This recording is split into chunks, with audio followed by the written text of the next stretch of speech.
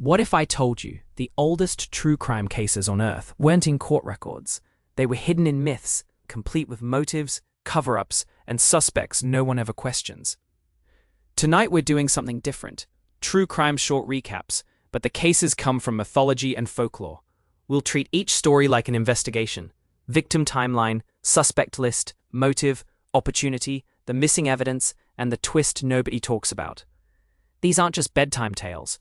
These are ancient cold cases that shaped laws, fears, and the way communities controlled behavior.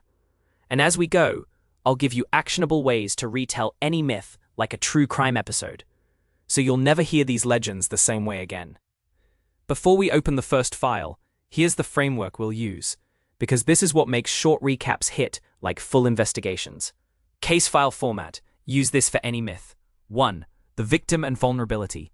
Who gets harmed and what made them easy to target. 2. The suspects. Who benefits, who had access. 3. The timeline. What happens in the hours, days leading up to the incident. 4. The crime scene. The location, the weapon, and what's missing. 5. The motive. Jealousy, power, revenge, hunger, status. 6. The cover story.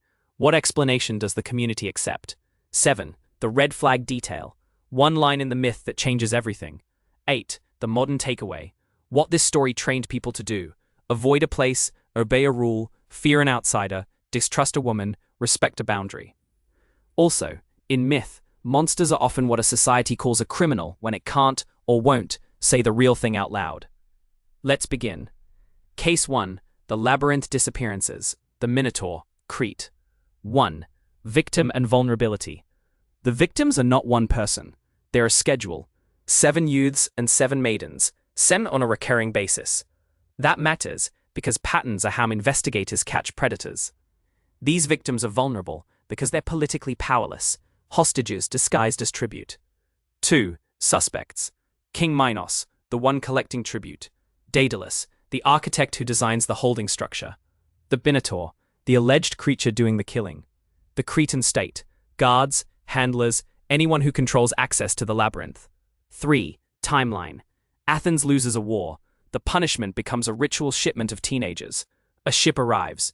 The youths vanish into a structure designed to confuse. No one returns until Theseus. 4. Crime scene. The labyrinth is a perfect crime scene because it's a controlled environment. It's a facility. The public hears, they went in, they never came out, there's a monster. But think like an investigator. A closed system needs logistics.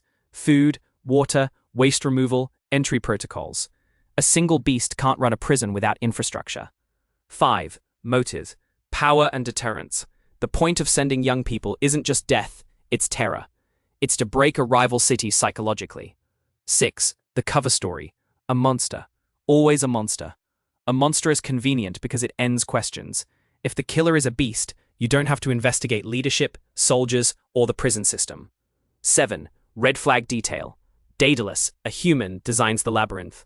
Ariadne, another human, knows the system well enough to beat it with a thread. That means humans are running this operation. 8. Modern takeaway. Actionable. If you're retelling this like true crime, lean into the system. Ask, who profits from the disappearances? Highlight the political context. Victims as currency. Make the labyrinth feel like a black site. Restricted access. Rumors. A scapegoat. Short recap. True crime style. Athens ships teens to Crete, like clockwork. They enter a state-controlled maze. The public blames a monster, but the structure itself is the weapon. Disorientation, isolation, and no oversight. When Theseus arrives, he doesn't just fight a beast. He exposes an operation that only works if people agree not to look too closely. Case note. The Minotaur may symbolize a violent end.